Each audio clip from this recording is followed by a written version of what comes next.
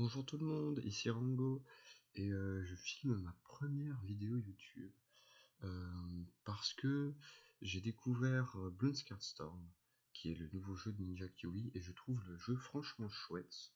Et j'ai pas vu jusque-là une communauté francophone. Donc je me suis dit que j'allais essayer de me lancer moi-même. Je ne sais pas si la chaîne aura un quelconque succès, probablement pas, mais je trouvais ça plutôt rigolo, alors j'ai décidé que j'allais commencer en faisant un guide pour débutants, parce que j'en ai vu aucun. Et je pense qu'il y a pas mal de gens qui jouent à ce jeu qui sont pas très familiers avec les jeux de cartes, ou alors qui sous-estiment un peu ce jeu précisément parce que c'est peut-être moins intéressant qu'ils pensent comme jeu de cartes, alors que non, pas du tout. Je pense que le jeu est très fun, et en plus c'est un jeu qui est assez complexe à comprendre, à prendre en main et à maîtriser. Alors, dans cette vidéo, je vais commencer par expliquer comment le jeu fonctionne, qu'est-ce qu'on essaie de faire dans ce jeu, quelles sont les différentes fonctionnalités du menu, enfin voilà, tous les mécanismes à proprement parler de l'application en elle-même. Et ensuite, on va se lancer un peu plus en détail dans une vidéo de stratégie. Tout d'abord, on va, on va voir les meilleures stratégies à l'heure actuelle dans le jeu et des cartes qui sont très importantes. Et ensuite, on va parler un peu de concepts importants à maîtriser dans ce jeu, pendant que moi je vais jouer quelques parties pour essayer de montrer un peu, donner des exemples de ce que j'essaie de dire, pour pas que ce soit juste de la théorie qui fasse mal à la tête. Voilà. Donc sans plus attendre, qu'est-ce que c'est le principe de ce jeu? Alors j'ai pris un screenshot tout à l'heure parce que j'aime pas le montage et j'ai envie de faire ça rapidement. Donc j'avais le jeu en anglais d'ailleurs, mais vous devriez être capable de comprendre. Donc le principe du jeu, en gros on joue un singe qui a 500 PV et on essaie de battre le singe en face qui a aussi 500 PV en mettant ses PV à 0. Pour cela on a trois types de cartes. On a les bloons. Les bloons, c'est donc les ballons, on va les poser et en fait ils vont se mettre ici.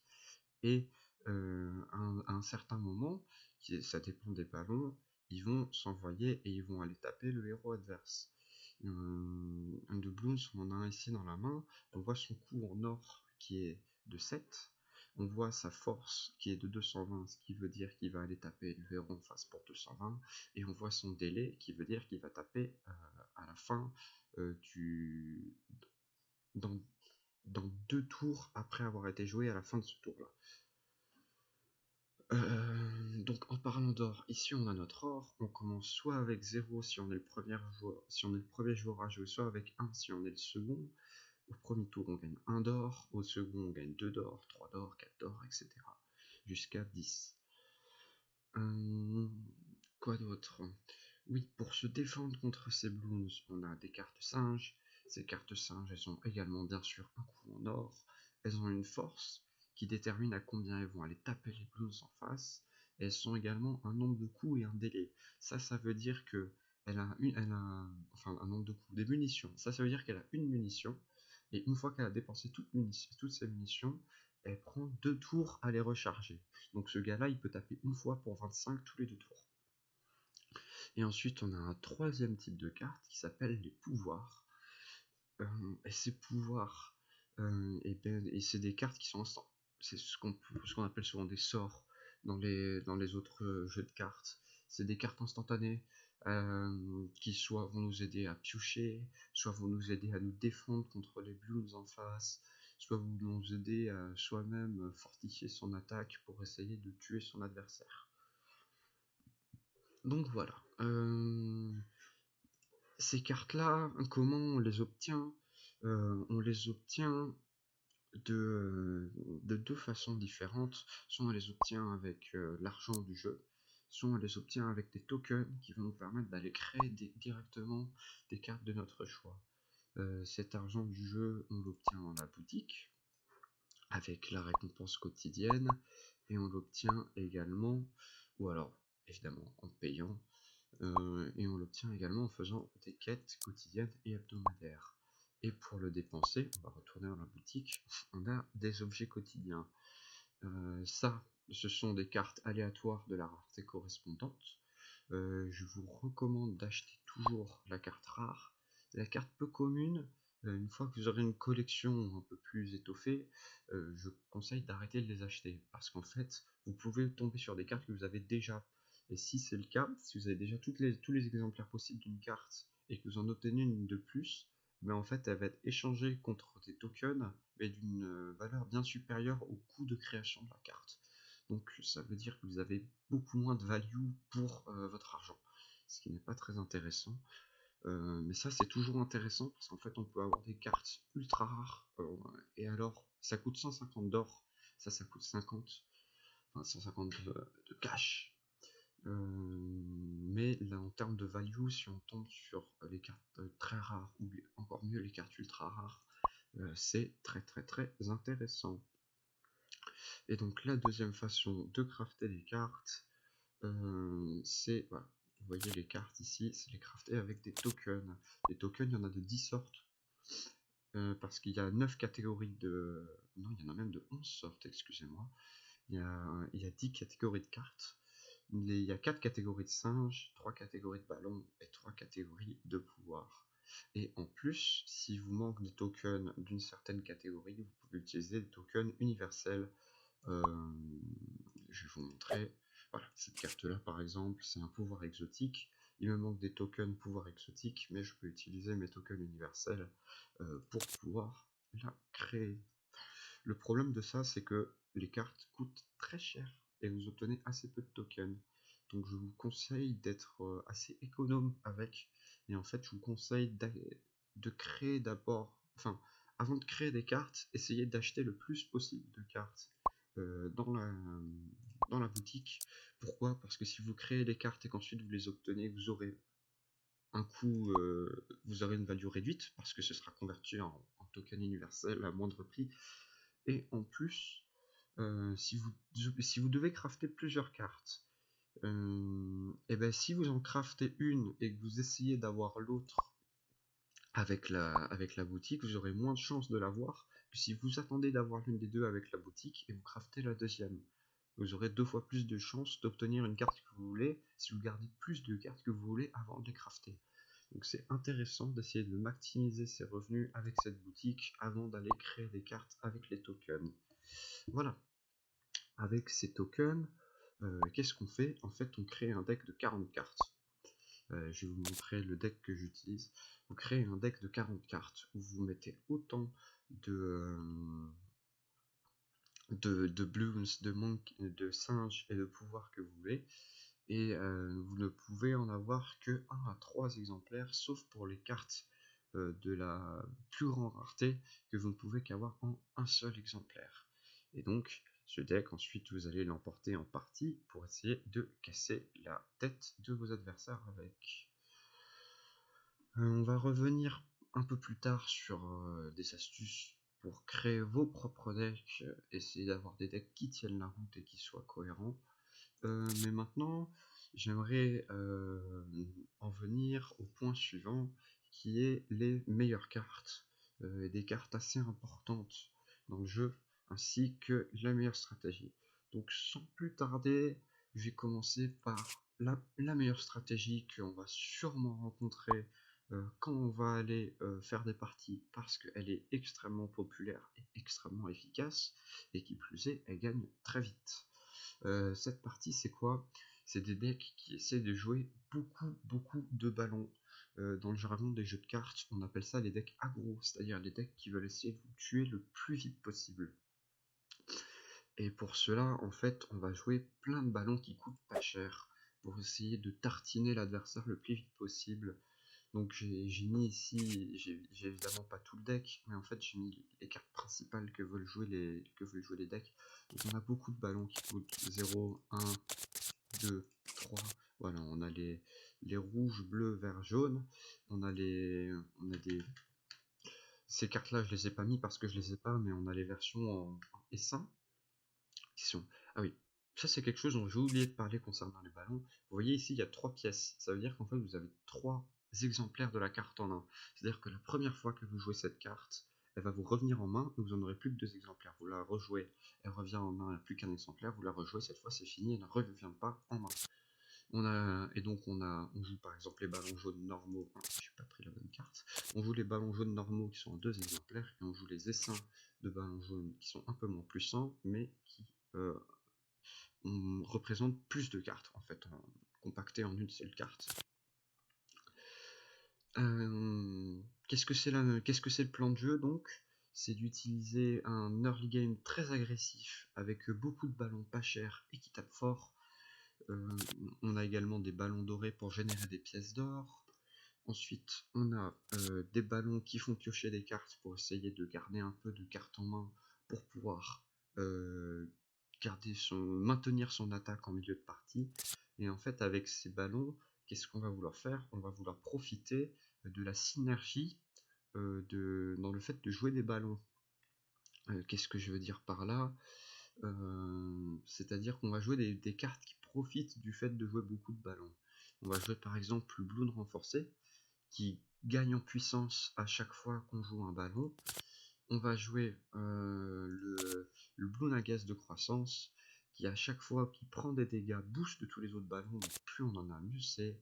Il y a certains decks qui jouent ce gars-là, le Bloon Enhardy, j'adore ce nom, qui coûte moins cher pour chaque ballon qu'on a. Et il y a une quatrième carte pardon, que je n'ai pas, l'agrandisseur de ballon, qui est un pouvoir qui va directement rajouter de la puissance à tous nos ballons. Il y a dans ce deck ce qui est pour moi la meilleure carte du jeu. Je le dis tout de suite, la meilleure carte du jeu, c'est le ballon rouge. Pourquoi? Parce que c'est une carte gratuite. Et en fait, les cartes gratuites, c'est extrêmement puissant parce que ça veut dire qu'on peut les jouer en quantité illimitée au tour 1, et au tour 1, l'adversaire n'a aucun moyen de se défendre. Donc ça fait des dégâts garantis sur la tête de l'adversaire. Et je sais pas, comme je vous ai montré en début de partie, l'adversaire a 500 PV. Ça met 40, vous en jouez 2, ça fait 80. Donc ça fait quasiment 20% des PV de l'adversaire pour 0. Ça veut dire que l'adversaire commence la partie avec 80% en moins, avec 80 PV en moins. Ça, c'est si vous n'en avez qu'un seul. Et si vous ne les avez pas au tour 1, c'est pas grave, parce qu'en fait, vous allez pouvoir les jouer en même temps que les cartes qui vont booster vos ballons. Donc ça, meilleure carte du jeu. Si vous jouez un deck aggro, indispensable. Mais donc voilà, on a cette stratégie avec les ballons, et ensuite, en fait, si vous voulez, il y a un spectre de decks qui utilisent cette stratégie, qui sont plus ou moins agressifs ou plus ou moins défensifs. Il y a des decks qui ne jouent aucun singe, c'est-à-dire vraiment on joue que des ballons ou des pouvoirs et on essaie de rentrer dans la tête le plus vite possible. Il y a des decks qui jouent quelques singes. Quand on joue des singes, souvent c'est le singe à mortier. Pourquoi? Parce qu'il est pas cher et il est efficace. Il tape pour 40 par tour, pour 2. Et ça paraît peut-être pas beaucoup, mais en fait, avec les singes qu'on a à l'heure actuelle dans le jeu, c'est très intéressant. Et en fait, je profite de parler de ce singe à mortier pour montrer quelque chose et expliquer pourquoi cette stratégie est très efficace. C'est qu'en fait, prenez ce jaune. Pour 3, le jaune il tape à 140 et vous avez qu'un tour pour le défendre.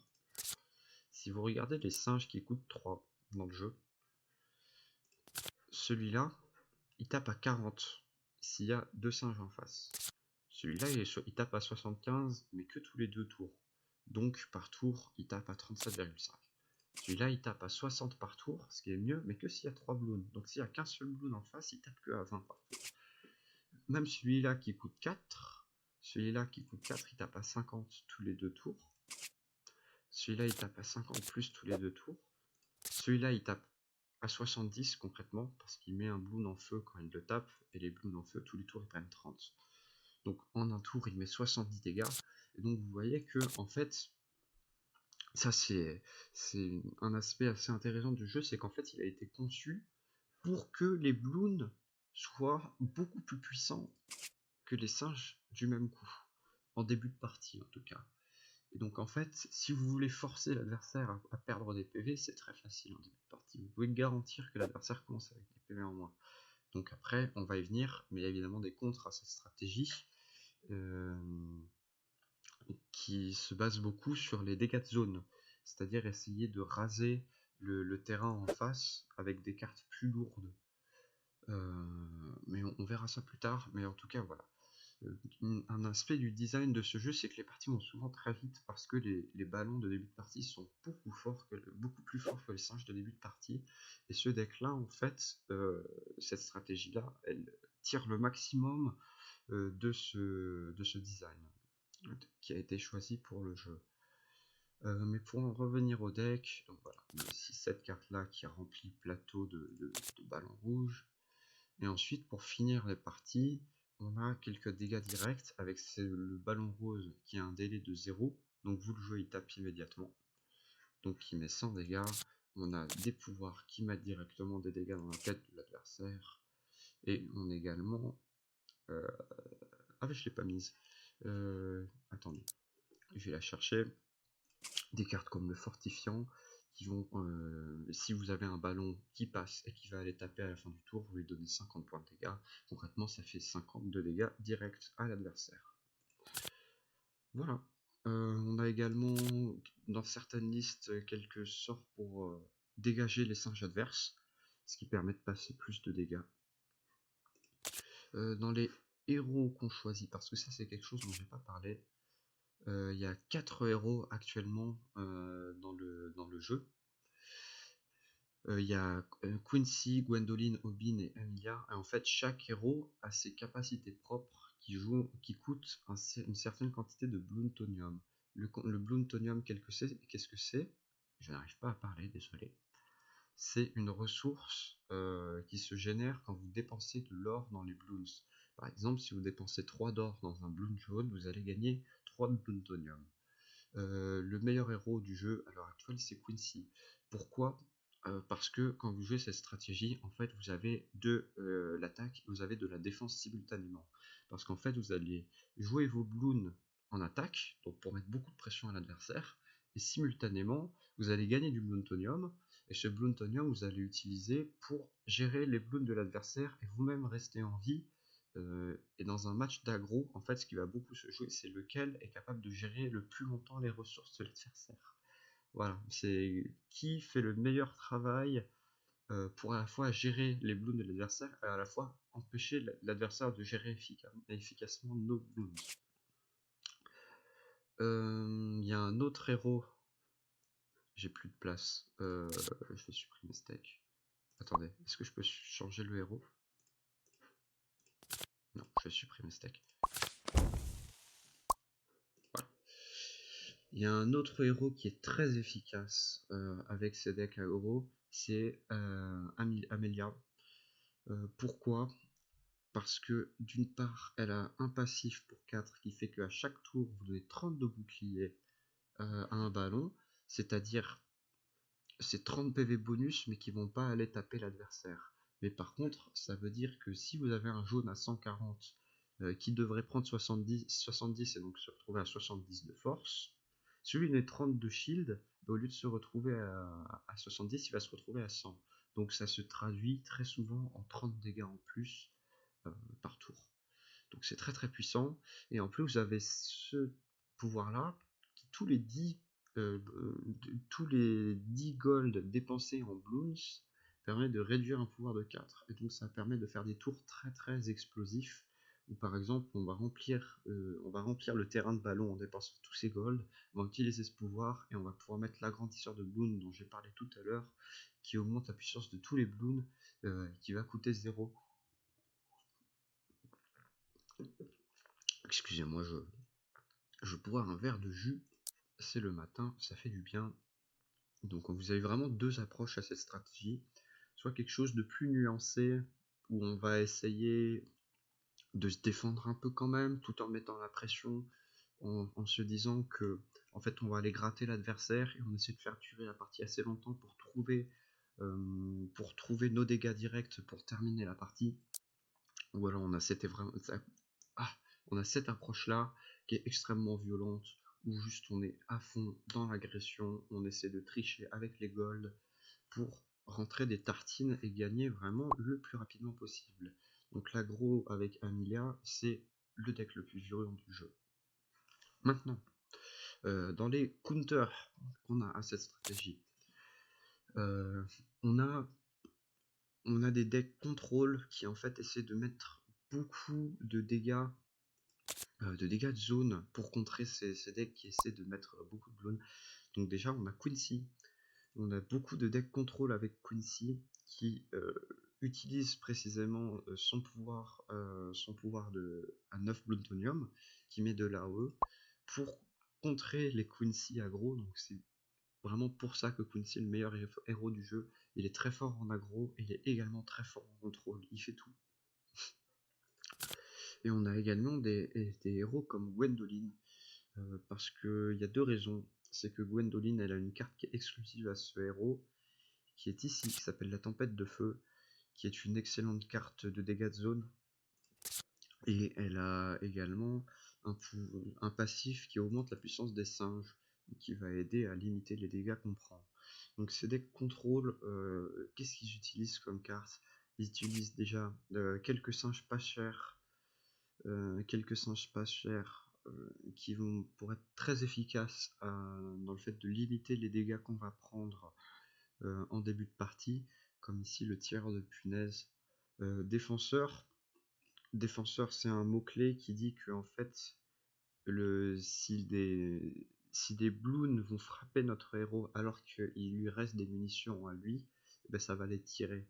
Donc la polyvalence de cette carte, c'est que soit vous pouvez tirer vous-même les munitions pour 25, soit vous pouvez le garder comme ça, et quand l'adversaire a un truc qui va vous taper, vous allez taper pour 35. Donc c'est vachement intéressant à faire. Et si vous avez plus 5 de force, il va taper même pour 40. Donc pour 2, ça fait 80 de dégâts tous les 2 tours, c'est absolument excellent. Vous avez des singes qui sont forts pour la fin de partie, parce que si on est un deck qui essaie de faire durer la partie, il vaut mieux avoir de quoi se défendre une fois qu'elle dure. Donc vous avez ce singe dont j'ai déjà parlé, qui est absolument excellent, c'est une très bonne carte. Et d'ailleurs ça explique aussi, c'est une autre raison pour laquelle le bloon rouge est très très fort. En fait, c'est le singe mortier. Pourquoi? Parce que mettre en feu en fait, si vous voulez, les ballons de fin de partie, c'est des ballons avec énormément de délai. Et donc le fait de les mettre en feu, c'est très fort.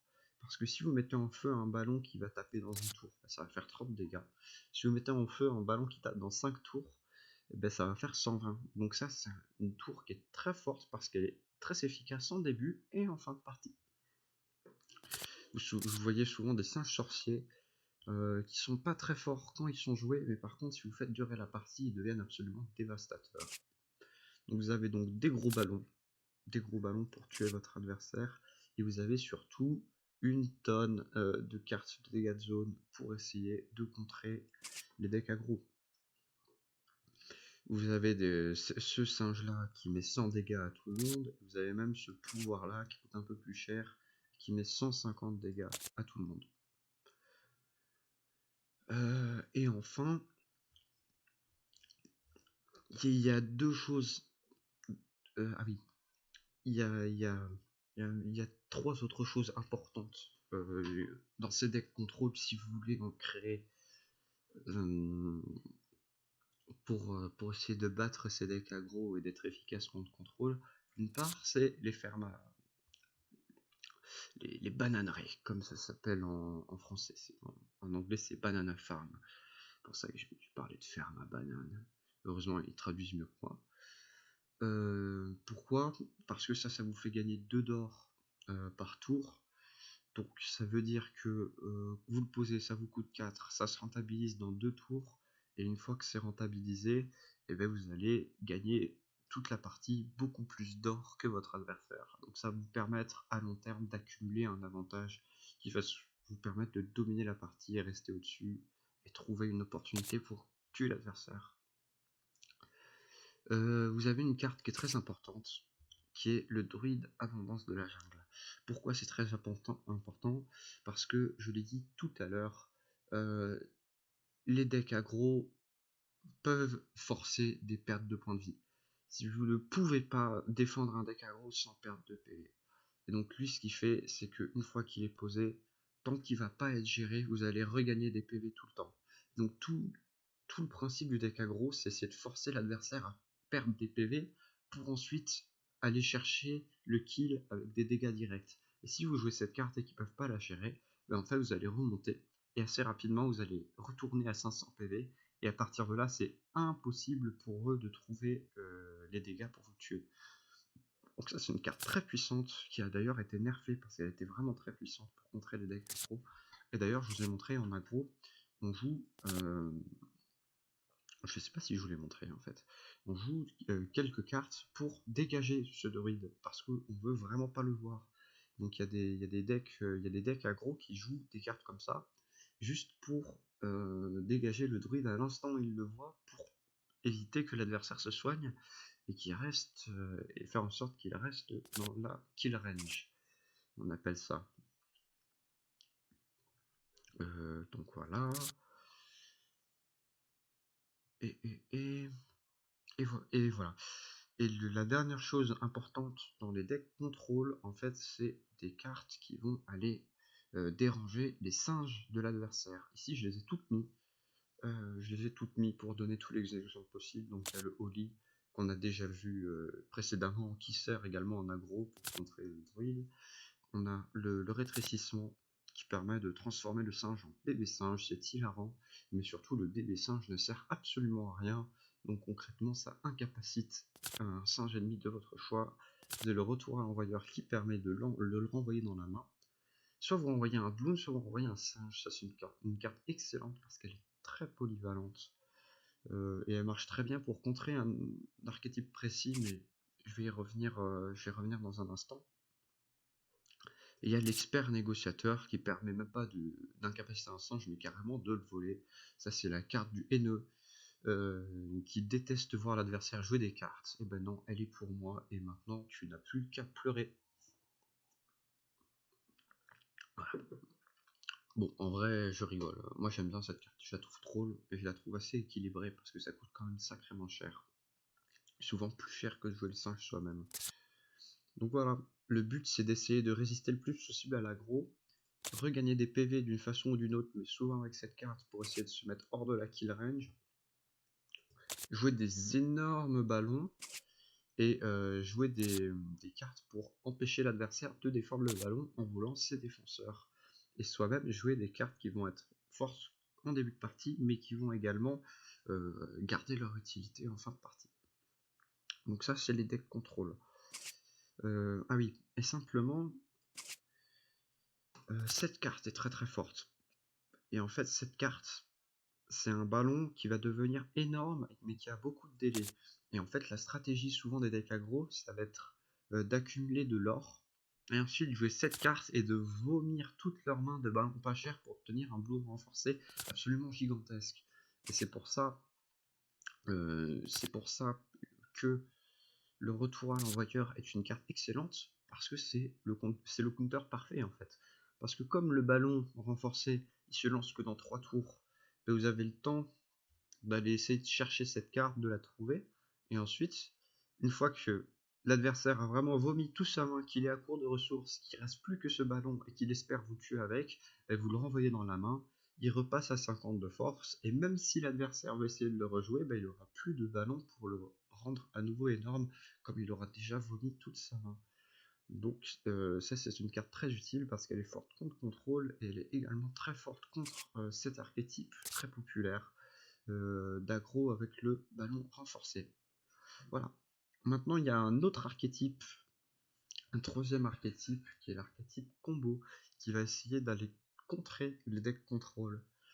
Ça c'est un schéma qu'on retrouve dans tous les jeux de cartes, c'est-à-dire qu'on a souvent les decks contrôle qui sont faits pour battre les decks aggro, c'est-à-dire qu'ils vont gérer leurs menaces, se mettre hors de leur kill range, et voilà, les tuer juste avec des menaces très lentes mais que l'adversaire peut pas gérer. Et ensuite on a les decks combos qui sont assez faibles, assez fragiles contre les decks aggro, mais qui par contre sont des decks faits précisément pour profiter du fait que les decks à contrôle sont lents dans leur plan de jeu, pour eux aller chercher des cartes, aller chercher des combinaisons efficaces pour essayer de les tuer en un tour. Le deck combo assez populaire actuel qu'on a dans le jeu, en fait il se base sur une combinaison de 3 cartes. Il se base sur une combinaison du Bloom Céramique double, qui dit qu'il a double attaque, donc il a 220 de force, Et par contre, il va taper pour 2 fois ça. Donc il va taper en fait pour 440. Si vous lui envoyez 20, il est à plus que 200, donc il tape que pour 400. C'est-à-dire qu'il tape 2 fois plus, il tape très très fort pour son prix, mais par contre, du coup, on lui enlève de la puissance 2 fois plus efficacement. Donc vous allez jouer autour de cette carte. Cette carte qu'on a déjà montrée, qui lui permet de lui donner plus 50 de force, donc c'est 2 fois plus efficace, ça lui donne 100 de force, donc ça fait passer à 540. 540, c'est assez pour one-shot l'adversaire. Et comment vous pouvez one-shot l'adversaire alors que ça se lance dans 2 tours? Et bien, tout simplement parce que vous avez cette carte-là qui réduit le délai d'un bloon de 1. Vous en jouez 2 exemplaires sur lui, il part immédiatement et il met 540. Le problème, c'est que si vous savez compter, lui il coûte 7 et lui il coûte 6. 6 x 2, 12, 7 et 12, 19. Et 21 pour avoir l'OTK. Donc, dans ce jeu, on peut pas avoir plus de 20 gold. Donc, soit pour mettre l'OTK, il faut générer des golds supplémentaires. Soit il faut avoir un deck qui est déjà capable d'enlever des PV à l'adversaire au cours de la partie. Et en fait, avoir un finisher qui n'est pas nécessairement pour but de mettre 500 dégâts, mais vraiment de tuer efficacement l'adversaire s'il est à 300, 400. Ça c'est 2 variantes de ce deck combo là. Il y a vraiment le deck all-in, on le tue en un tour en mettant toute la combo, ou des decks plus tempo qui vont développer quand même des menaces de milieu de partie. Et t'es à 300, t'es à 400, bah, fais attention, si j'ai 19 gold, je mets le céramique double, je mets 2 fois ça et t'es mort. Ou alors, t'as pas pu gérer l'un des bloons très menaçants que je t'ai mis, bah, juste une préparation rapide sur un bloon, un céramique que j'ai mis le tour d'avant que t'as pas pu gérer, et tu es mort également. Voilà, de philosophie sur ce deck là. Mais donc, on retrouve des cartes comme le druide tonnerre pour aller gérer les decks aggro. Et pourquoi également? Parce que c'est un singe et ça marche très très bien avec cette carte là qui s'appelle le commerce privilégié, qui retire un singe allié et qui vous fait de l'or. Donc en fait vous jouez ça pour 7, ça clear un board, et ensuite quand vous voulez vous pouvez gagner 4 d'or pour ce singe. Donc quand on joue le deck vraiment OTK, OTK ça veut dire one turn kill, donc si on tue l'adversaire en un coup, c'est une combo qui est très intéressante. On joue également des livraisons d'argent qui peuvent faire gagner la pièce d'or pour passer à 21. On joue des fermes à banane pour essayer de garder une quantité d'or qui permette à tout moment de mettre l'OTK. On joue beaucoup de pioches parce qu'on a besoin d'aller chercher les cartes de la combo. Donc on a besoin de beaucoup piocher. Donc on peut jouer pour tous les héros des cartes comme ça, qui va aller piocher 3 cartes. Donc ça va permettre de cycler efficacement dans le deck. Ou alors on joue des cartes comme ça. Ça choisit parmi 4 cartes. Et en fait on en sélectionne une, et les 3 cartes qu'on n'a pas sélectionnées vont en dessous du deck. Donc concrètement ça veut dire qu'on avance de 4 dans le deck. On met une carte en main et les 3 autres cartes on les dégage. Donc c'est comme si on dégageait le deck de 4. Donc on avance beaucoup plus vite vers les cartes de la combo. Et en plus on se fait des PV ce qui permet de tenir compte de l'aggro. Donc ça c'est très très fort. Et c'est une carte qui est exclusive au héros Obin. Donc c'est l'une des raisons pour laquelle on va jouer le héros, en plus du fait que son pouvoir à 13 permet de gagner 2 d'or. Donc c'est une autre façon d'obtenir l'or nécessaire pour mettre la combo. Quoi d'autre oui, on joue aussi le retour à l'envoyeur. Parce que c'est excellent, c'est excellent. C'est excellent pour 3 raisons en fait. C'est excellent contre le bloon renforcé. C'est excellent contre les ballons très lents que vont jouer les decks contrôle. Parce que si l'adversaire nous joue un ballon avec un délai de 4 qui nous one-shot, on peut juste le laisser filer pendant 3 tours. Et au 4e tour, on met ça, on le renvoie dans la main, et si l'adversaire le rejoue, et ben, on a à nouveau 4 tours pour essayer de trouver une solution à ce blood, ou tuer l'adversaire, tout simplement. Voilà. Ah oui, et la 3e raison, j'allais oublier la 3e raison. La 3e raison, c'est parce que la faiblesse de ce deck, c'est les défenseurs. Et oui, parce qu'on l'a dit, les défenseurs, s'ils ont des munitions alors qu'on lance un bloon, et ben, ils sont capables de réagir même si c'est pas autour de l'adversaire. Et en fait, l'utilité des défenseurs, c'est précisément de bloquer les bloons à dégâts directs, comme le bloon rose qu'on avait vu qui tape directement, ou ce genre d'arnaque au bloon céramique double préparation rapide. Mais si en fait on arrive à caler un retour à l'envoyeur, ben on peut dégager le défenseur et ensuite jouer notre OTK. Et il y a plein de monde qui se fait avoir par ça parce qu'ils s'y attendent pas du tout. Et en fait, ils se reposent sur leur défenseur et on leur joue ça et ils sont comme des nigauds et ils sont morts surtout. Voilà, voilà. Je vais aller assez vite parce que j'ai beaucoup parlé de de quelles sont les meilleures cartes. Pour créer un deck, si vous voulez créer votre propre deck, avec la liste qui vous plaît sur cette... Let's get some. C'est bon, Quincy, on a compris. C'est tout. Alors, la voix est en anglais alors j'ai le jeu en français. Mais donc, si vous voulez créer votre propre deck, ce que je vous conseille de faire pour créer des decks qui marchent bien, c'est d'abord mettez toutes les cartes que vous voulez en 3 genre le max d'exemplaires que vous avez. Alors, avec un gros, vous mettez tout, vous mettez absolument tout. Alors, je vais pas faire toute la liste. Parce qu'en fait, on peut aller au-delà de 40. Simplement, après, vous pouvez pas jouer le deck, il n'est pas dans les règles s'il n'a pas précisément 40 cartes. Et ensuite, ce que vous allez faire, c'est que vous allez supprimer les cartes de votre deck. Ce que vous faites, c'est que vous voyez, j'ai déjà beaucoup de bloons qui coûtent pas cher. J'aurai pas forcément l'occasion de jouer celui-là qui est un peu plus faible que les autres. Alors je vais l'enlever. Vous allez commencer à enlever des cartes. Et ensuite, pour décider si vous voulez mettre une, deux ou trois exemplaires, un, deux ou trois exemplaires de la carte, ce que vous faites, c'est que si vous voulez avoir la carte tout le temps, vous en mettez 3 exemplaires. Si vous voulez vraiment le plus tôt possible dans la partie, l'avoir à chaque partie, vous en mettez 3.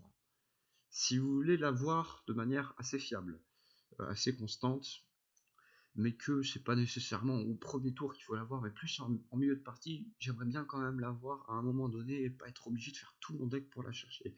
Vous en mettez 2. Si c'est une carte vraiment qui va pas être utile tout le temps, que vous voulez assez tard dans la partie, dans un match-up précis, vous en mettez qu'un. Voilà. Et comme ça, vous devriez réussir à obtenir des decks assez équilibrés, à faire vos propres crafts et avoir des choses qui marchent bien. Voilà. Sans plus attendre, je vais vous présenter vite fait mon deck. Donc moi, c'est un deck combo que j'ai créé. Alors je pense, le joueur qui a créé cet archétype, vraiment qui a trouvé la synergie avec le commerce privilégié. Donc le but, c'est comme on l'avait dit, de jouer des ballons en céramique, de les faire aller plus vite, de les booster pour aller mettre une énorme patate à l'adversaire et le tuer. Et jusque là, pour tenir jusque là, on a donc les singes dont on parlait pour se défendre contre un gros et contre contrôle, on a les cartes de gestion, on a 1 kg d'AOE avec 3 druides tonnerre, on a ça parce que ça rend des PV, on a un super singe parce que j'ai pas toutes les cartes et que j'ai pas tellement mieux comme singe un peu plus lourd pour faire des gros dégâts. Ben lui il fait quand même pas trop mal le café. En fait ce qui est bien c'est que vous pouvez le jouer et à tout moment vous pouvez le vendre quand vous en avez besoin pour tuer l'adversaire. Donc c'est bien d'avoir quelques singes qui coûtent cher pour donner de la value à cette carte. Vous avez 3 fois cette carte qui va vous donner beaucoup de boucliers pour tenir parce que le deck coûte assez cher.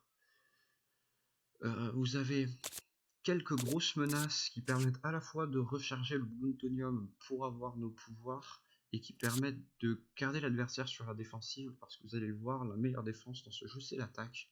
Vous n'avez pas envie de laisser l'adversaire faire ce qu'il veut, vous voulez quand même mettre des ballons pour l'obliger un peu à se défendre et à ralentir son plan de jeu.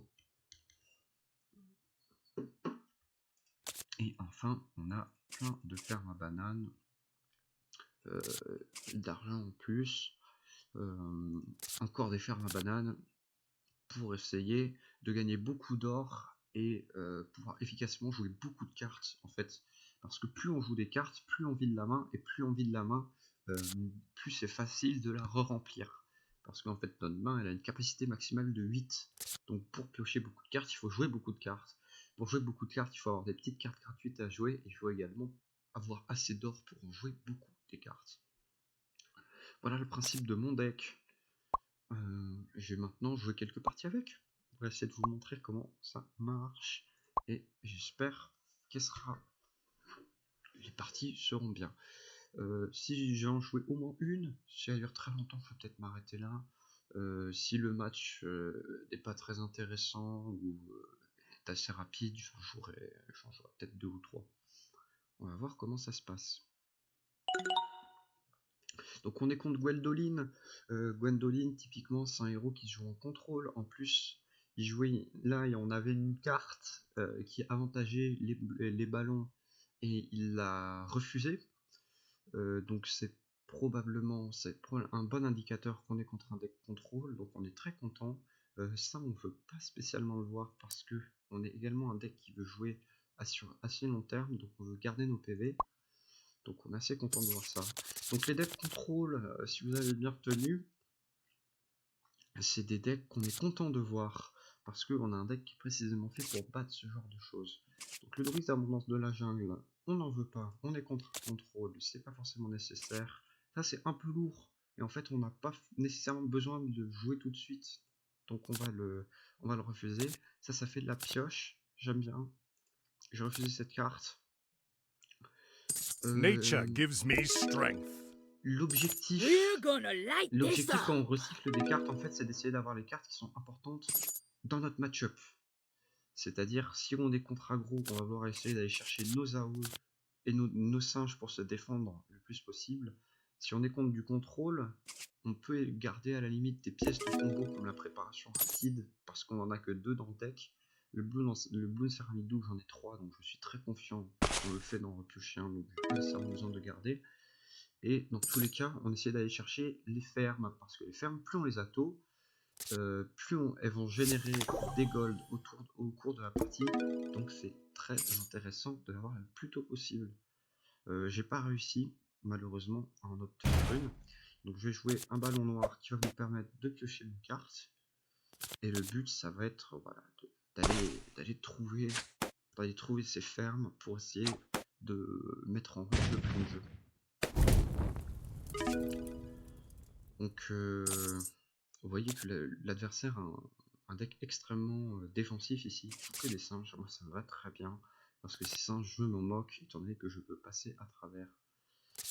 Je vais rejouer un ballon noir, et alors faut faire attention à ça. Mon adversaire ici, s'il tue le ballon noir, en fait il va me faire piocher, je vais avoir 8, et comme je vais avoir 8 cartes, je vais pas repiocher au prochain tour. Donc je vais balancer la petite cachette de Plutonium. Comme ça, s'il tue immédiatement mon ballon noir, je suis qu'à 7. Je vais pouvoir piocher ma carte.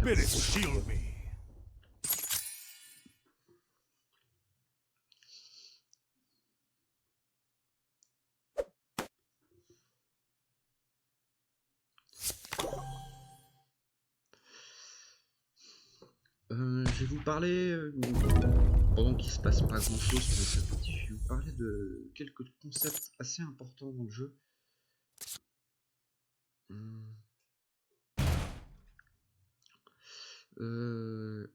Déjà, je vais parler de la gestion du gold, parce que ça c'est quelque chose que je trouve vraiment bien fait et d'assez audacieux. Enfin, si quelqu'un a déjà joué à Runeterra, c'est quelque chose qui existe dans une certaine mesure Runeterra, qui est que en fait les golds que vous ne dépensez pas ne sont pas gâchés, ils sont conservés pour les prochains tours. Et donc en fait ça veut dire quoi? Ça veut dire que il n'y a pas besoin de se stresser pour dépenser absolument tous ces golds dès qu'on les a. Et pourquoi c'est important? Parce que par exemple, s'il vous reste 3 golds, vous pouvez dépenser ces 3 golds pour jouer une carte qui vous permet... Ah, ça c'est très bien, on est content de le voir. Hop, là, je dépense mon Bloomtonium avant de voir un Bloom, parce que sinon, comme je ne peux pas dépasser ma limite de Bloomtonium, je serais purement gâché. Donc allez dire, si vous reste 3 gold, vous pouvez dépenser vos 3 gold pour jouer une carte qui vous permet de piocher 2. Mais en fait, étant donné que de toute façon vous ne pourrez pas jouer les cartes que vous avez piochées, vous serez à 0. Autant garder vos 3 gold, et comme ça en fait ça vous permet d'avoir plus de polyvalence au prochain tour. Parce que pourquoi? Peut-être qu'au prochain tour vous piochez une carte qui va vous demander d'avoir tous vos 3. si vous avez pioché des cartes au tour précédent, et ben vous pourrez pas la jouer. Donc en fait, ça vous gênerait d'avoir pioché des cartes pour rien, sachant qu'au final, vous avez joué une carte, enfin, ça vous empêche, ça vous bloque le fait de jouer des cartes plus tard. Et également, peut-être qu'au prochain tour, vous allez piocher la carte que vous cherchez, donc vous n'avez plus besoin de piocher plus de cartes.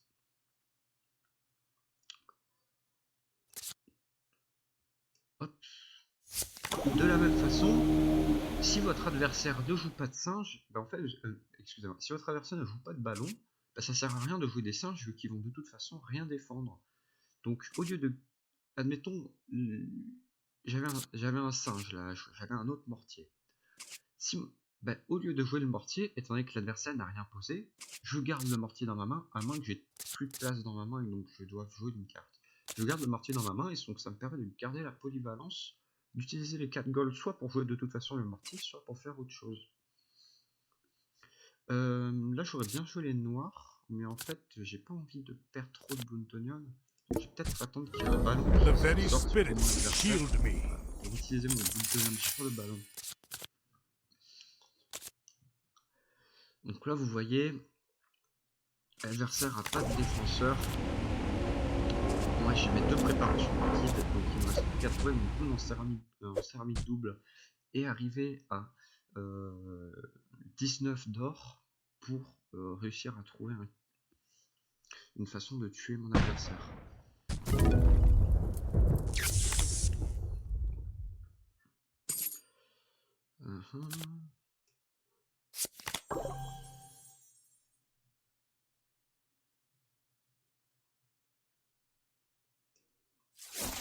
Nature punishes Là je and joue le bleu provides. noir et en fait il est probable, comme j'ai beaucoup de ballons, que mon adversaire joue une carte qui met des dégâts de zone et donc qui tue mes deux bleus noirs. Donc pour éviter de ne pas piocher du tout avec mes bleus noirs, je vais alourdir 7 cartes. Comme ça, pour j'arrive à 8, j'ai quand même gâché une pioche avec mes bleus noirs. Ça évite de gâcher carrément les deux, ce serait quand même dommage. Voilà, ça c'est une autre chose à laquelle il faut, penser. Dans les jeux de cartes, il ne s'agit pas uniquement de jouer des cartes et de ne pas penser à ce que fait son adversaire. Il faut réfléchir à ce que veut faire son adversaire. Et quand vous voyez que vous commencez à jouer beaucoup de ballons, il est probable que l'adversaire joue une carte de dégâts de zone, étant donné que tous les decks contrôle jouent des cartes avec des dégâts de zone parce qu'elles sont indispensables contre de la. Donc ça c'est quelque chose qu'il faut garder en tête, toujours prendre en compte son adversaire, ne pas penser qu'on joue tout seul. Je vais jouer lui, parce que j'ai double commerce privilégié dans la main, donc ça va me permettre quand je le désirerai de gagner 4, et également parce que j'ai rien de mieux à jouer. Je peux pas trop jouer des cartes de pioche parce que ma main est pleine malheureusement. Donc je vais jouer lui et au prochain tour je vais pouvoir probablement pouvoir jouer des trucs, le vendre, et ensuite jouer de la pioche.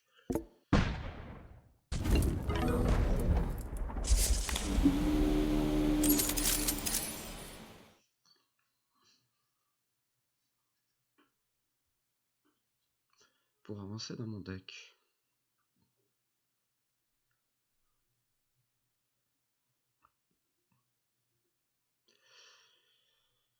Donc voilà, déjà 2 concepts importants à garder en tête pour devenir meilleur à se jouer au jeu de cartes en particulier. En général, pardon.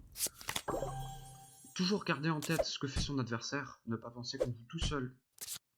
Et également, pour ce jeu-là, ne pas dépenser des golds qu'on pourrait aussi bien dépenser plus tard. C'est juste tirer une balle. Ok. Donc là, je vais pouvoir faire un gros tour, je pense.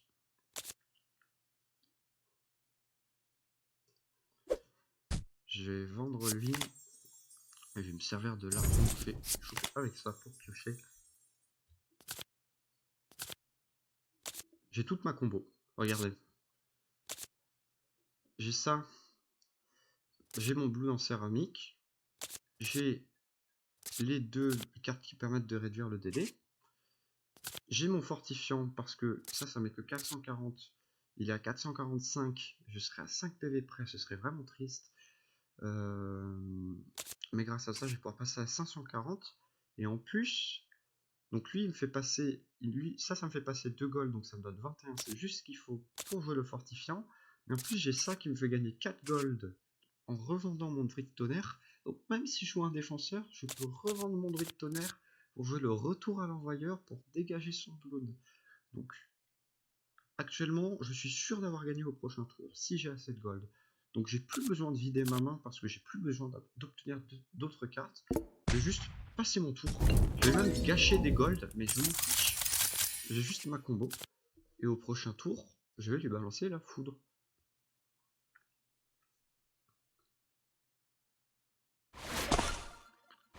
More firepower. Je pense que je vais en jouer une deuxième pour essayer de tomber contre un deck aggro. J'ai beaucoup de chances de perdre parce que, comme on l'a vu dans l'équilibre des forces dans un jeu de cartes, c'est pas un match-up qui est favorable pour moi aggro, et j'aimerais bien vous montrer un peu comment ça fonctionne quand même.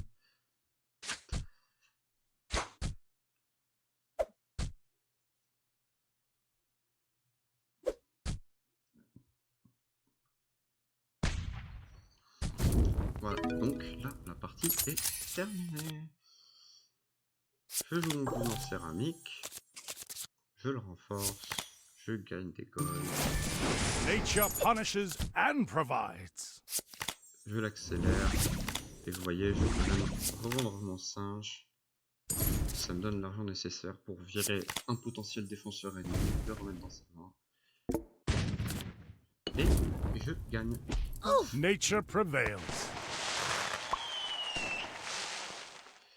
Partie rondement menée, on savait que le match-up est favorable, on l'a bien démontré, on l'a tué avant que ses menaces aient la moindre chance de venir nous frapper.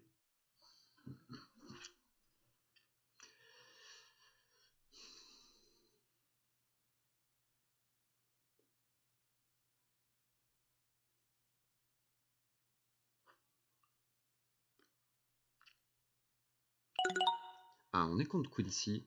Donc Quincy, c'est probablement de l'aggro. Ça peut être du contrôle, étant donné que le héros est de loin le héros le plus joué, mais c'est sûrement de l'aggro. Donc il y a une map qui ne l'avantage pas lui, ce qui me va très bien.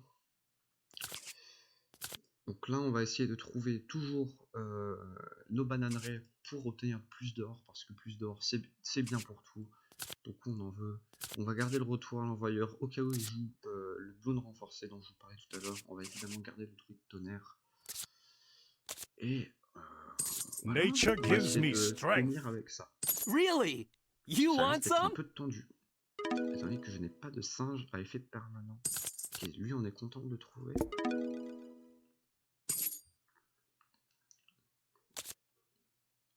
Ah, mais je crois bien que j'ai pas de bol et que je suis contre une liste contrôle.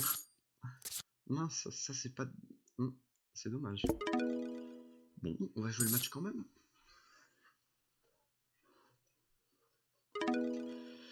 Ici, j'ai envie... Vous voyez ici, j'ai peut-être joué un blue en céramique. Parce que mon adversaire n'a aucun singe. Donc en fait, au lieu que lui développe son plan de jeu, j'ai envie de le forcer un peu à ralentir et à jouer des singes pour défendre mon blue en céramique plutôt que de balancer une armée de ballons indéfendables. Comme j'ai une main assez lente, j'ai envie de le forcer lui aussi à ralentir. Et vous voyez là, je pourrais dépenser 3 pour piocher, mais comme je n'aurai aucune utilité de la carte que je pioche, j'ai juste stocké 3 gold.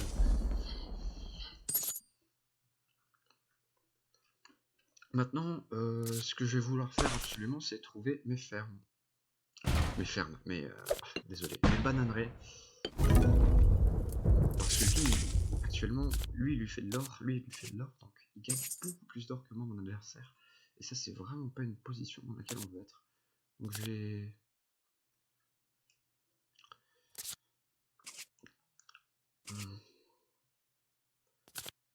En fait, j'ai envie de jouer ça pour trouver ma bananeraie. Le problème, c'est que si je trouve pas ma bananeraie, j'ai rien à jouer, donc je vais perdre une carte, en quelque sorte.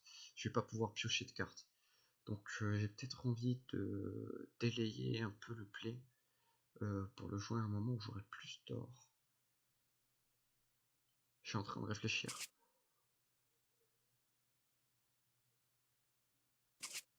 En même temps, qu'est-ce que je fais? Ça, c'est pas terrible. C'est quand même vachement perdre du temps. Et puis en plus, au prochain tour, j'aurai 1 et 6, 7 d'or. Donc je serai pas plus avancé en fait. Non, je vais le faire maintenant. Écoutez. Watch J'espère trouver nature ma work ferme. its wonders. J'en ai trouvé.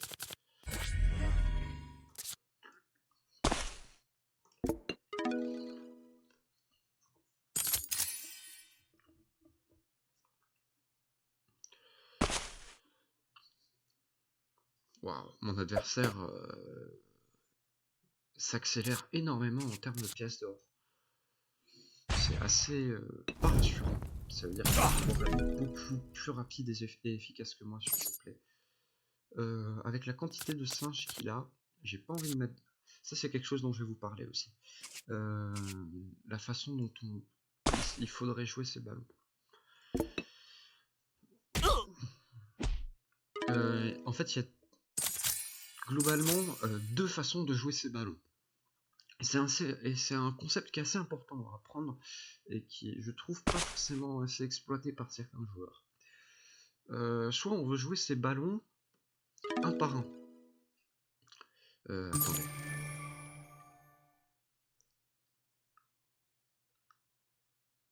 Je vais jouer mes noirs, je pense.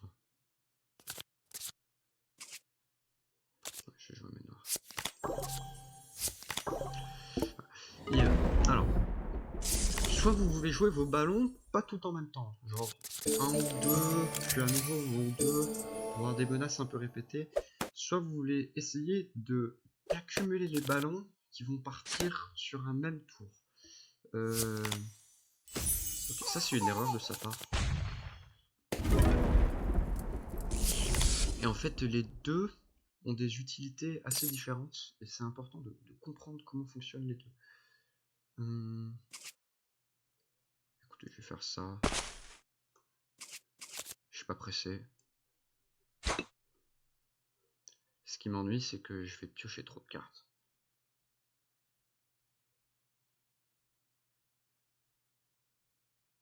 Mais là, malheureusement, je ne vois pas trop quoi faire pour éviter ça.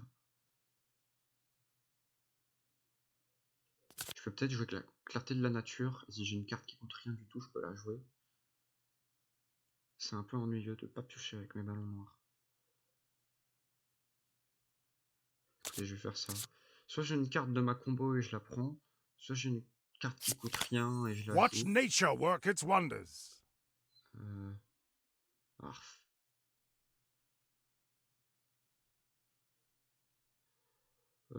C'est pas évident. C'est pas évident. Je vais prendre sûrement des ballons noirs. The very spirits shield me. J'en ai trop. Je ne sais plus quoi faire. Voilà. En fait, il y a 2 utilités. Jouer des bloons 1 ou 2, puis 1 ou 2, ça va permettre de jouer autour des cartes à effet de zone. Ça va réduire leur value. Et au contraire, voilà. Au contraire, en fait, si votre adversaire a beaucoup de singes, jouer 1 ou 2 bloons, ça va pas suffire. Parce que vous ne pourrez jamais passer à travers leur défense. Par exemple, vous voyez, si je jouais juste ça, et que je jouais rien d'autre avec, bah, il pourrait juste le gérer. Mais si je joue ça, plus ça, plus ça, plus ça, bah, en fait, ça va permettre d'être une masse de bloons suffisamment importante en une fois pour forcer mon adversaire à sortir une réponse. Nature punishes and provides. Donc c'est très important dans ce jeu de savoir jouer avec les deux.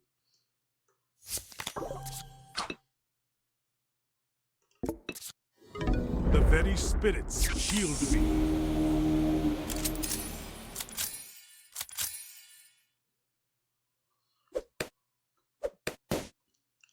Là vous voyez, il a raison. This is my signature. Parce que si je piochais à la fin de mon tour, j'aurais pu d'abord vider ma main pour avoir la carte. Mais comme il le tape pendant son tour, je peux pas vider ma main, donc on ne me fait pas piocher.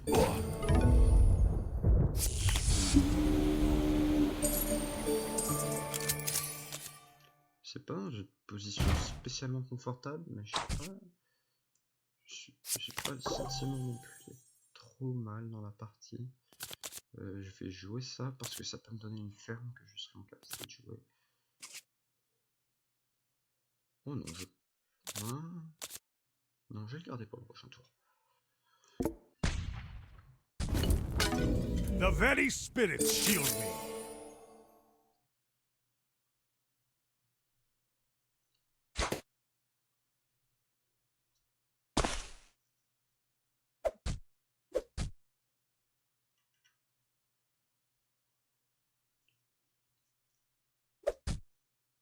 Et voilà. Et en fait, tout ça c'est particulièrement important. Ce que je vous disais sur l'ordre dans lequel vous lancez vos bloons et le volume de bloons que vous lancez d'un coup, c'est particulièrement important quand vous jouez contre un deck aggro. Parce qu'il faut savoir quand vous avez vraiment besoin de gagner, donc il faut tout mettre. Parce que de toute façon, si vous ne mettez pas tout, vous allez perdre. C'est important de savoir quand votre adversaire n'a pas la possibilité de défendre si vous jouez tout. Donc quand vous avez une ouverture pour tout mettre, parce que de toute façon l'adversaire ne pourra pas le défendre. Ou savoir quand vous voulez jouer un peu mais pas trop. Comme ça je joue suffisamment pour forcer une réponse de l'adversaire, mais je joue pas tout. Comme ça, une fois qu'il a mis sa réponse et qu'il n'a plus rien, c'est là que je vais pouvoir tout jouer et être très efficace. C'est ça qui va faire la différence entre un bon joueur d'aggro et un mauvais joueur d'aggro. C'est quel volume de bloom on va jouer d'un coup. Ni trop, ni trop peu. Alors je vais commencer par jouer ça pour essayer de trouver mes cartes importantes. Watch nature work its wonders. J'ai mes deux fortifiants. Fortifiant, j'en ai que deux dans le deck. Comme il est à 500, je vais forcément avoir besoin d'un fortifiant. Donc je vais le prendre. Parce que sinon il va se retrouver au fond du paquet, ça va être atroce.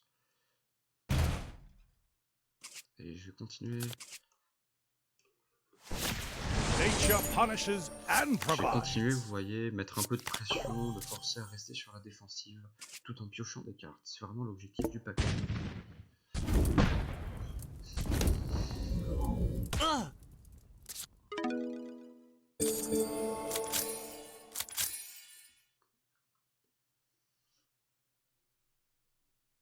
This is my signature.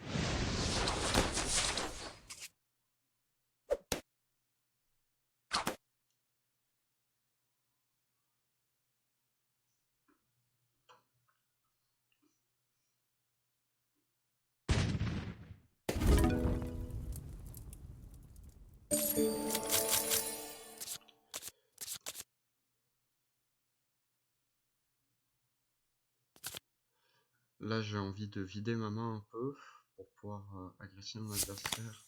Donc, je vais faire des plays qui sont un peu sous-optimaux, mais comme je suis de toute façon pas menacé, je pense que c'est pas très grave. Je vais jouer ça pour pouvoir le revendre à tout moment.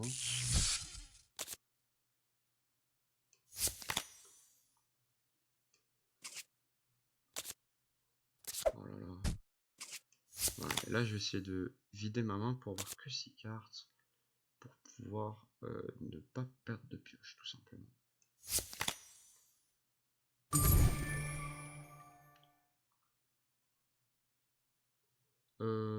Et là, vous voyez, en singe efficace, il va avoir que lui. Enfin, non, il va avoir que lui et lui, il va même pas avoir lui.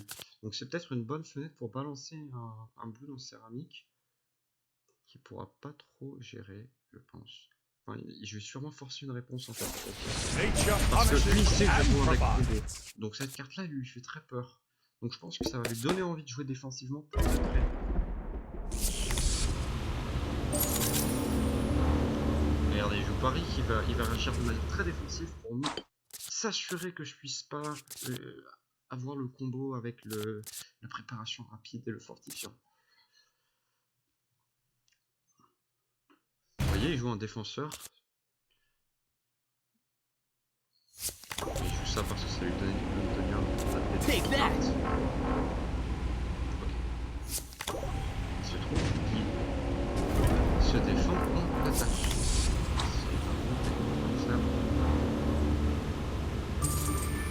J'ai la préparation rapide. Là on compte, vite fait. Celui-là il va prendre 30 donc il met 10. Il met 350. Si je mets un fortifiant il met 450, c'est malheureusement pas assez. Et ça c'est parce que l'autre fortifiant est au fond du paquet.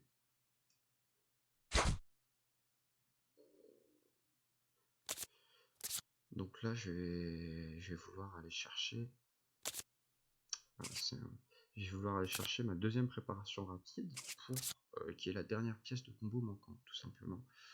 Je suis à combien de cartes dans la main? 8.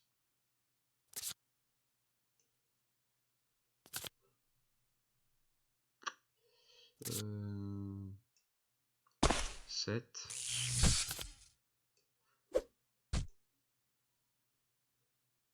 6. 5, donc 8. Ok. Je l'ai.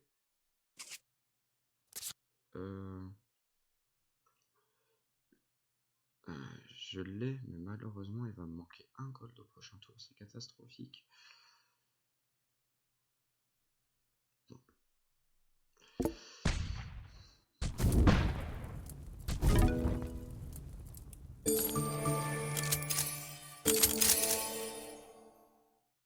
C'est pas dit que je le gagne ce match.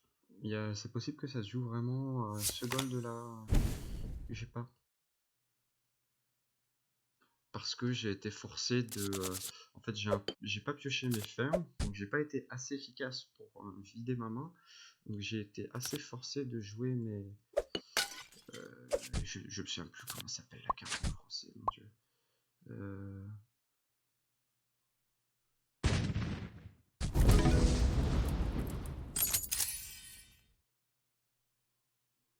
Bref, la carte qui me permet de vendre un singe pour une certaine valeur d'or. Là, vous voyez, en fait, le seul out qu'il a, mon adversaire, c'est de jouer double préparation. Double préparation rapide. Donc, ce que j'ai envie de faire, c'est d'aller taper un peu tous ces singes pour simplement empêcher qu'un seul de ces singes ait assez de puissance pour aller one-shot. Même si mes doubles préparations rapides, c'est taper ces singes, taper ces ballons. Comme ça, voilà. Aucun de ces ballons n'a ni quelconque possibilité de me one-shot. Et là, je vais juste m'asseoir sur mon or. Je l'empêche d'avoir assez pour me tuer ce tour-ci. Et au prochain tour... Ah mais non, parce qu'il a ça. Il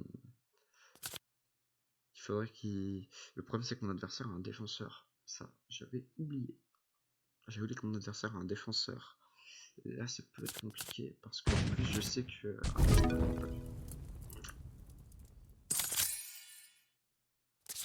Là, c'est un peu le scénario catastrophe, parce que malheureusement, j'ai été obligé de balourder mes... Il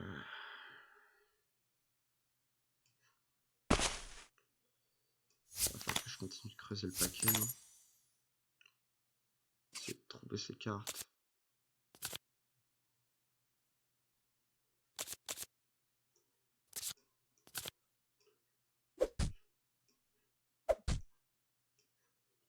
Il faut que j'essaie de trouver le dernier favored trade pour réussir à tenir. Et passer à travers les menaces de mon adversaire.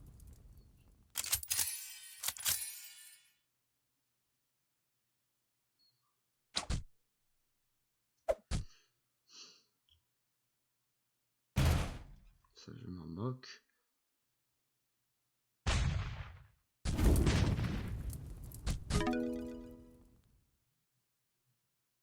C'est pas ce que je voulais.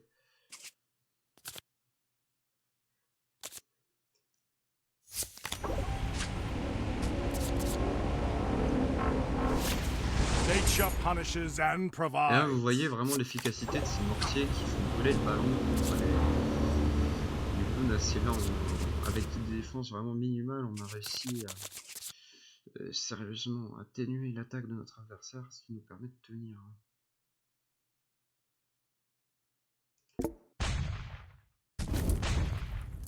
Voilà, il va nous mettre que dalle de stop dégâts.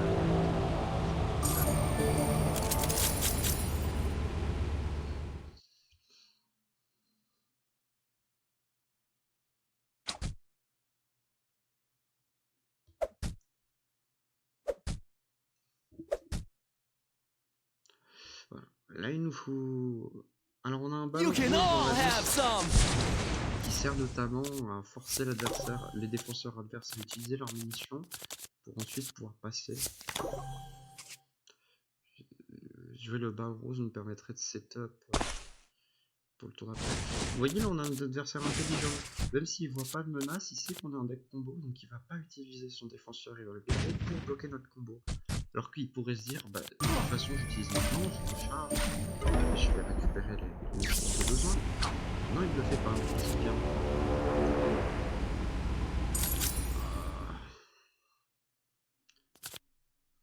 On va essayer de forcer des réponses. Voilà, garder un peu l'adversaire sur le défensif. Nature punishes and provides.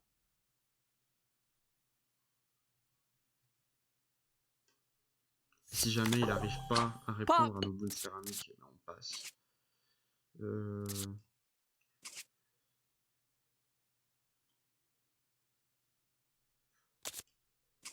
Ouais, je joue ça. Je joue ça pour vider la main, pour pas gâcher. Là, on gagne à l'instant, on a trouvé encore une fois de quoi générer un peu plus d'or. Ou de quoi passer à travers le tac shooter. Le tireur de punaise.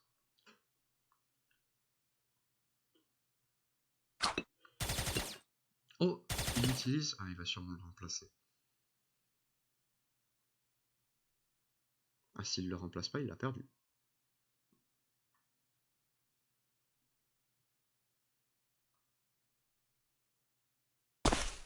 Enfin, remplacé par un autre défenseur, j'entends. Bon, bah voilà. Je pensais que mon adversaire jouait bien, mais il vient de contredire complètement son plan de jeu précédent. J'avoue, je suis assez confus. On a trouvé le blonde rose, mais on n'en a plus besoin, on a gagné.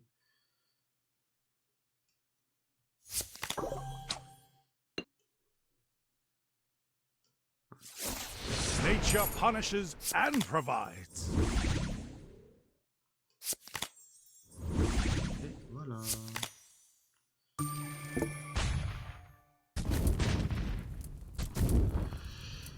Hop. Nature prevails. Bon, on n'aura pas eu l'occasion de jouer contre aggro, mais je pense que je vais arrêter la vidéo ici. Ça fait une bonne démonstration de ce que mon deck cherche à faire. Juste simplement, je vais vous remettre la liste pour finir la vidéo. Comme ça, si certaines personnes veulent la copier, eh bien, elle est ici. Faites-vous plaisir, jouez-la, expérimentez avec des choses dans cet esprit-là, expérimentez avec totalement autre chose. J'espère vous avoir aidé, voilà, à comprendre un peu comment fonctionne le jeu, des mécaniques qui sont pas spécialement expliquées et qui sont très importantes pour être bon à ce jeu, qui à mon avis a beaucoup plus de complexité et de potentiel que l'apparence du jeu pourrait le laisser penser. Et faites-moi des retours, c'est ma première vidéo donc il y a sûrement plein de trucs qui vont pas. Faites-moi des retours, il faudrait déjà que les gens visionnent cette vidéo. Pire, moi ça m'aura fait marrer de la faire et j'aimerais bien quand même que quelques personnes la voient. Dites-moi ce que je peux améliorer, ce que vous aimeriez que je fasse. Et voilà, je pense que c'était tout pour moi. Bonne journée.